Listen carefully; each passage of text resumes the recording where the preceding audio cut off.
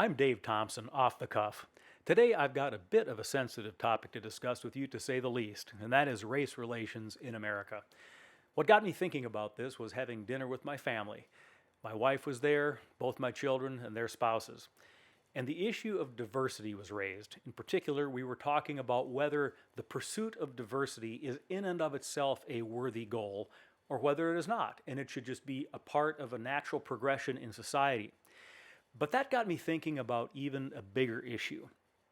I started to ask myself, why does it seem as though we made incredible progress on race following the Civil War for more than a century?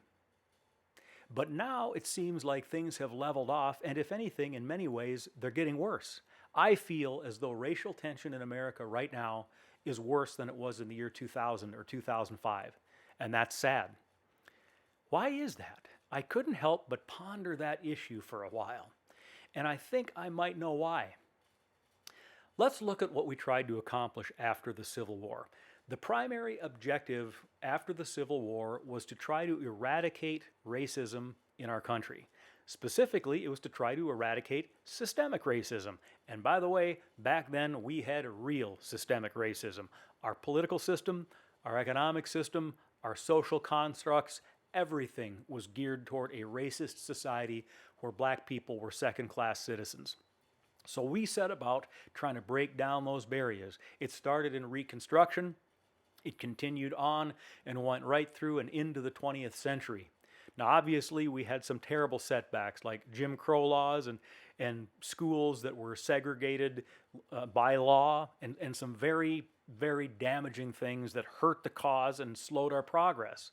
But we have an amazing self-correcting system. We eradicated Jim Crow laws, I believe, by the mid-1960s. In 1954, the U.S. Supreme Court decided Brown versus the Board of Education, which was a case in which the Supreme Court found, quote-unquote, separate but equal schools to be unconstitutional. And of course, the schools were in fact separate, but they were by no means equal, and black people were being greatly cheated out of an education. So all of these things happened for one purpose, really. I mean, they all focused on a specific issue, but the purpose was, let's make our institutions fair and equitable so that everybody in America has an opportunity to pursue the American dream regardless of skin color. That was the goal, a noble goal, and I would argue the only morally proper goal. Let's make things fair for everybody. I believe that by and large, other than the small percentage of the population that truly is racist and truly holds people's skin color against them, and I hope to God that's a really small percentage of people, other than those irrational folks, I believe that every American bought into that ideal, that we should try to correct the wrongs of the past and create a society in which everybody has their shot. But then something changed. All of a sudden, and to some degree you could see it start happening in the 1960s with the Civil Rights Act of '64 and all kinds of laws and regulations that have been passed since then, and that is this.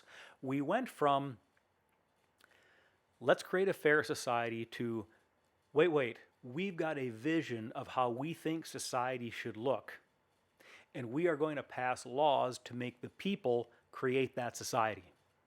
And I believe that is when you started to see the pushback against racial, quote-unquote, equality here in America. Because I think everyone is willing to say, let's create the level playing field, let's give everybody a chance. Not everybody is willing to accept, you've got to behave this way.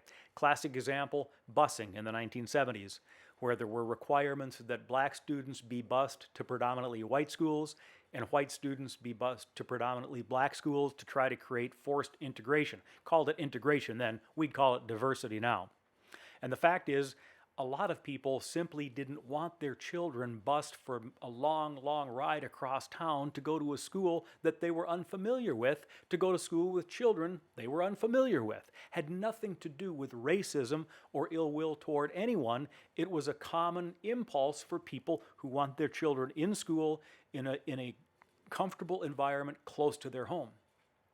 That was a miserable failure, and any objective observer will admit that. Now we're seeing it in terms of affirmative action that has been going on in this country. You will allow a certain number of minorities into your school through certain incentives or giving weight to racial status or that sort of thing. And we're going to dictate the way that the student body looks. We're going to dictate the way that the people within your company look. We're going to get all of this dictated, and then you are going to behave accordingly. And so what I think is we need to, if we want to solve this race relations problem in America, go back to the idea that we want to create a fair, reasonable society where nobody is held back by our institutions, by our laws, by our rules because of their race. But by the same token, nobody is forced to do things or spend time with people or work with people or admit people to school based upon their race. We simply need to stop telling people how they must live their lives.